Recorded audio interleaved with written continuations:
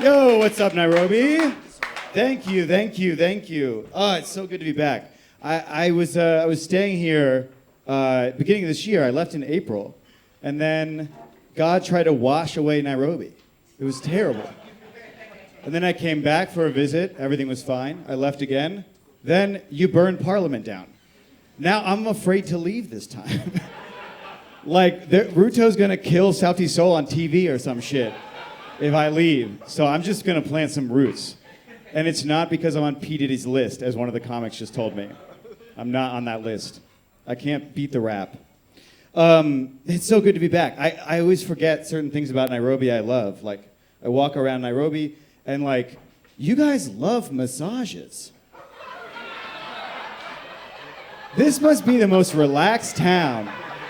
Just limber, flexible. You treat yourself. You treat yourself.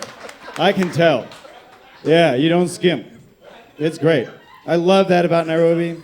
I love that about Nairobi so much.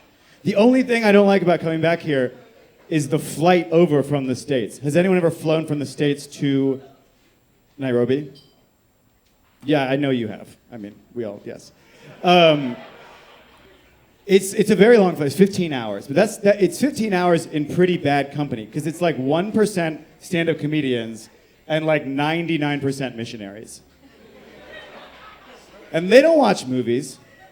They don't read books. They read the book.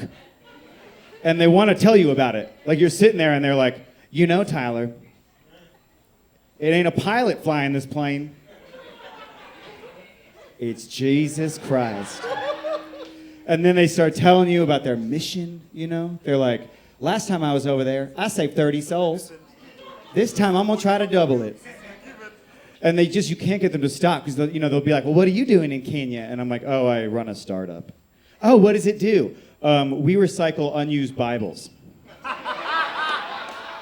Then I get peace, great sleep after that. It's perfect. It's perfect.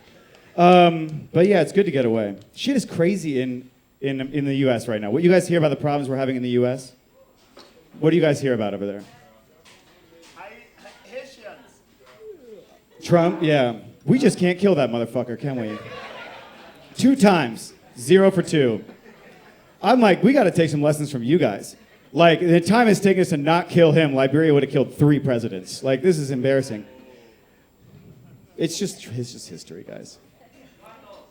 Yeah, it's tough. And they say the first guy missed, but I don't think he missed. I think if you go to his house, it's just covered in pictures of ears. Yeah, he knows what he's doing. We have our own protests. There's a lot of protests about Palestine and Israel. You guys have seen these. The college kids are shutting down America. And I'm with it. I'm very, free Palestine. I'm with that shit. But I live by one of these universities, and I went by one of the coffee shops they're at. And I saw a kid doing her homework. And she had this hoodie on.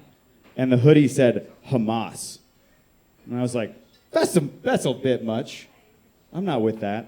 And then she leaned back to order, and I saw it said Bahamas. So that was my bad. I'm sorry about that. Yeah, it's great. It's great being back here. There's a lot to learn, I think. I try to bring back some lessons from living here to my friends back home. My friends, they always ask me questions about, what's Nairobi like? Is it great? Are you fitting in? I'm like, no, I don't fit in. I think people don't realize how black Africa is. If Obama got elected here, he'd be the first white president. It'd be incredible. They'd be crying in Karen. Spring Valley would be a parade. But yeah, it's I stick out. I walk down the street, I think I'm having a normal day, and then a bus full of kids will just see me and go, Mzungu! And it's everywhere I go. I go to Rwanda, Mzungu. I go to Malawi, Mzungu. I go to Congo, ransom. I can't get any peace and quiet. The only place I don't get it is I went to rural Liberia, and they don't get a lot of white people there, I think. And so I was walking down the street, and I just hear someone go, hey, Chinese woman. Oh, Chinese man. Which I don't mind. It's nice to be mistaken for someone with real power, But yeah, and I try to bring some lessons back. There's a lot of shit that I love about this place. You guys, make some noise if you send money back home to your family. Anybody send money back home? Yeah, that's great. You should be proud of yourself. I think that's great. White people don't do that. If I have more money than my mom, that's awkward. We can't go out. Like, I've never heard of someone sending money back. So I wanted to try it. So I went to Western Union, and I said, hey, I'd like to send $100 back to the United States. And they looked at me and they said, I don't think it goes that way. No, just try it. So they type it in, they figure it out. They send $100. I don't put my name on it, just $100 to my mom. I call her just to see how she's doing. I can hear the excitement in her voice.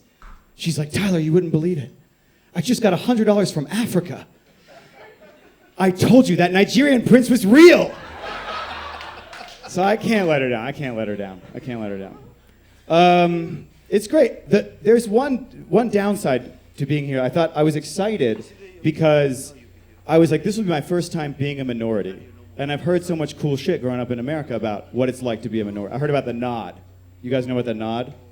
Yeah, if you're two black people see each other in an all-white space, give each other the what's up. We got each other, right? I was hoping there'd be some solidarity here.